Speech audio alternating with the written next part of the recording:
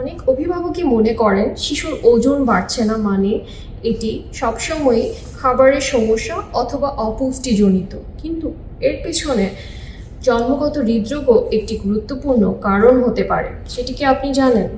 কেন হৃদরোগীদের ক্ষেত্রে ওজন বাড়ে না? এ ধরনের রোগীদের ক্ষেত্রে দেখা যায় হার্ট স্বাভাবিকের চাইতে বেশি পরিশ্রম করে, অর্থাৎ হার্টের ফাংশন বেড়ে যায়, যে কারণে শরীর থেকে অতিরিক্ত পরিমাণ ক্যালোরি খরচ হয়। এছাড়াও দেখা গিয়েছে শিশুরা দুধ খেতে গিয়ে অথবা খাবার খেতে গিয়ে দ্রুত হাঁপিয়ে যায়, এ কারণে পর্যাপ্ত পরিমাণ পুষ্টির অভাব তো অবশ্যই রয়েছে এর সাথে। এছাড়াও বারবার নিউমোনিয়া অথবা সংক্রমণ থেকে শিশুর শরীরে পুষ্টির চাহিদা বেড়ে যায়।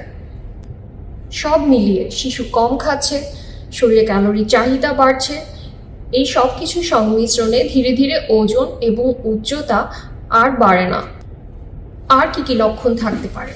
বিশ্রাম অবস্থায়ও শিশু অতিরিক্ত ঘেমে যাওয়া বা দ্রুত শ্বাস নেওয়া, বারবার নিউমোনিয়ায় আক্রান্ত হওয়া, দুধ খেতে খেতে হাঁপিয়ে যাওয়া, ঠোঁট, নখ বা জিহ্বা নীলচে বর্ণ ধারণ করা।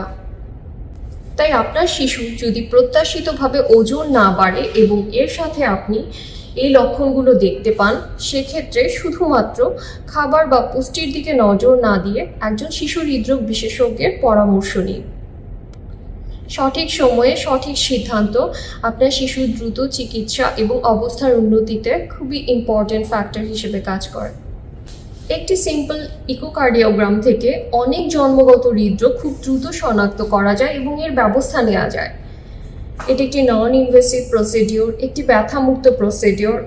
এখানে রোগীকে অজ্ঞান বা অচেতন করার প্রয়োজন হয় না। তাই আপনার সময় মতো সচেতনতা এবং একটি সিম্পল টেস্ট আপনার শিশুর ভবিষ্যৎকে এবং আপনার শিশুর ভবিষ্যতের মোড় ঘুরিয়ে দিতে পারে। মনে রাখবেন, আপনার শিশুর ওজন না বাড়া কখনোই অবহেলার বিষয় নয়। সঠিক সময়ে এর সঠিক ব্যবস্থা নিতে পারলে আপনার শিশু সুস্থ হয়ে যেতে পারে এবং একটি হাসিখুশি জীবন যাপন করতে পারে।